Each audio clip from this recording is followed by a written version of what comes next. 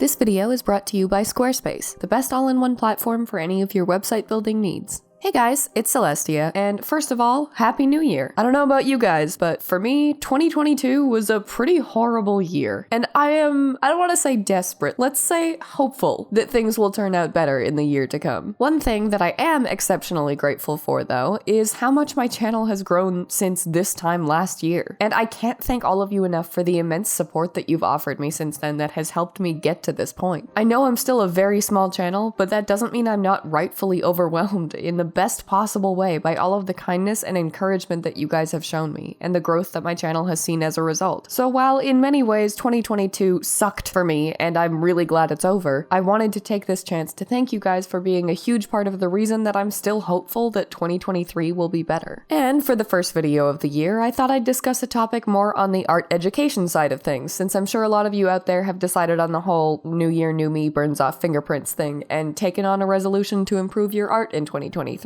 So today's topic is the top 10 reasons that your art isn't improving, and how you can fix those common mistakes that I think the vast majority of artists have fallen victim to at least some of throughout their studies and careers. I certainly have, a lot. And while I'm by no means the authority on art improvement, as someone whose art still has a very long way to go in that regard, I still think I can offer some insights into the matter after spending the better part of the last 2 years throwing myself into getting better at art to the best of my ability. Before I do though, let me take a moment to thank today's sponsor, Squarespace. Squarespace is a fantastic website building and hosting platform, and is also a longtime supporter of the channel. And there's a good reason I've endorsed them for such a long time now, so bear with me, because while I know many of you have heard my pro Squarespace spiel before, I'm only saying it because I mean it. I mean it even more now, too, because yes, I had already been using Squarespace for my art studio website long before they even reached out to me, but now I've also finally switched my personal portfolio over to their platform too, and completely redesigned it in the process. And I managed to build it in one night. With Squarespace, I redesigned my entire portfolio in one night and turned it from something that's only real branding was its color palette into something that actually matches my brand clearly and concisely, while also displaying all of my work in easily accessible, categorized galleries. Yes, if I was a more patient person that was better at CSS, I probably could have eventually managed to do that on the platform I was using before, but I am not a patient person that's good at CSS, and with Squarespace, I didn't need to be. Their tools and templates made it easy to create those individualized image galleries, and their automatic image scaling saved me hours of resizing and cropping my art just to make sure it looked right. And with their e-commerce and print-on-demand integration, I'll be able to easily include an online store for Duchess Celestia merch as soon as I have a free full minute to actually design some. Thank you so much to Squarespace for sponsoring this video, and if you're like me and you want a painless, easy, visually appealing way to make yourself a good portfolio, please go check out squarespace.com now to get a free trial to build one. And once you have, go to squarespace.com/DuchessCelestia to get 10% off your first domain purchase. Anyway, with that out of the way, let's get into the video. What are the top 10 reasons that your art isn't improving? Don't worry, you're in the right place. A mediocre artist who desperately needs to improve her own art is about to tell you. Jokes aside, while my art is nowhere near the level where I can confidently tell you I'm an expert in literally anything, I do have the unique experience of having spent 10 years drawing and only having experienced any significant improvement during that time in the past 2 years, because before that, I was doing these 10 things. And while I'm nowhere near the god-tier level of art skill that we're all so desperately seeking, I have improved more in the 2 years since stopping those things than I ever did before. So I think there's probably something to it. How much of a something is yet to be seen, but that's all the more reason to keep watching. Decide for yourself and inevitably let me know in the comments with savage, unyielding cruelty you always do. That in mind, as always, just a reminder that these are all just my opinions. You may very well be someone who can do all of these 10 things and still improve at art. Stopping doing them worked for me, but that doesn't mean it'll work for everyone, so don't take this video to mean that I'm trying to objectively, empirically claim otherwise. I know you're all probably sick of hearing that disclaimer, but in fairness, I'm sicker of seeing your opinion is objectively wrong, how dare you obviously 100% factually claim something I disagree with, than you could ever be of hearing this, so deal with it. The number one reason your art isn't improving, potentially unsurprisingly, is that you're not drawing often enough. I know you're probably all sick of hearing this too, and in fairness, no, I am not one of those people who's gonna be out here telling you that if you're serious about art, the only way you'll ever improve is by drawing every single day. Otherwise, you may as well just give up. Most people who don't make art their job don't have time for that, and it being necessary to grow as an artist is both a myth and one of the stupidest ways that hustle culture has infected the art community. But that's a bigger issue that I'm planning on giving its own video to soon. You do not need to draw every day to get better, but you do, in my opinion, need to draw regularly. Set your own schedule and draw whenever you have the time and feel motivated to, obviously. Like, no one can objectively define the exact amount of time that every artist needs to spend drawing in a month, for example, in order to improve, because everyone is different and that's just not something that can be accurately quantified. But try to make sure that you're drawing at somewhat regular intervals, and as often as you personally feel comfortable with and not overwhelmed or burnt out by. Because if you don't, it can be really difficult to not only start improving, but maintain any improvement that you'd already achieved. What I used to do was get really into art for like 6 months, and like any artist who draws a ridiculous amount during a short period of time relatively seriously, I would eventually end up improving as a result, even if only slightly. And then I would get burnt out, completely run out of energy and ideas, submit to letting art block kick my ass, and stop drawing for another 6 months. And then by the time I got back into art, I would literally have forgotten everything I learned during that initial period and reverted to like a blank slate, head empty, can't draw a circle. Obviously that's an exaggeration, and I still maintain some kind of baseline skill level no matter how long I'd spent not drawing. But all of the smaller, more nuanced things that I learned, both through experience and study, were effectively lost to time because I didn't spend enough time practicing them to begin with to commit them to my long-term memory. For example, during my teenage years when I was doing this a lot, I experimented a lot with line weight and cell shading. I started out with really thick lines throughout my entire pieces and really blocky, harsh, inconsistent shading and lighting. But in those periods of time where I would draw a lot and study art a lot, I started learning more and experimenting with thickening lines primarily in places of shadow or areas that are closer to the viewer or where many lines intersect, and with integrating softer shading into my harder shading and paying closer attention to how soft shading and hard shading were affected by light sources. And the more I studied those things, the more I learned the nuances of integrating what I learned into not just art in general, but my specific style. But because the concepts were still fairly new and experimental to me, and I had just started to get the hang of implementing them in my work, dropping art for 6 months meant that while I wouldn't forget the things that I consciously and deliberately learned, I would end up forgetting how to effectively implement them in a way that worked for me. And I was never able to improve and evolve those new skills because rather than coming back to art after a week off and being able to build upon what I'd been practicing, I was coming back to art after half a year and being forced to practice all of that over again just to get myself back to the level I was at before, only to then stop drawing again for another 6 months and basically trap myself in an infinite cycle where my art would pretty much just indefinitely stay at the same level. So while drawing every day obviously isn't a feasible solution for that for most people, including my teenage self, even drawing once a week is enough to maintain all of the parts of art that you're studying and help commit them to long-term memory, so that you're actively growing and improving rather than playing catch-up with practicing all of the techniques and methods that you already studied but forgot. The second reason that your art might not be improving is that you're not drawing consciously or critically, and are subsequently not setting or working towards any concrete artistic goals. What I mean is basically that if you're just drawing whatever you want, whenever you want, without any critical analysis of your own work or the areas within it that you actively want to improve, you may improve a little bit, but it's unlikely that you'll improve a lot. Obviously, this doesn't apply to people who don't want to improve. I mean, the majority of this video doesn't apply to artists who don't want to improve, and I think I made that pretty clear, so if that's you,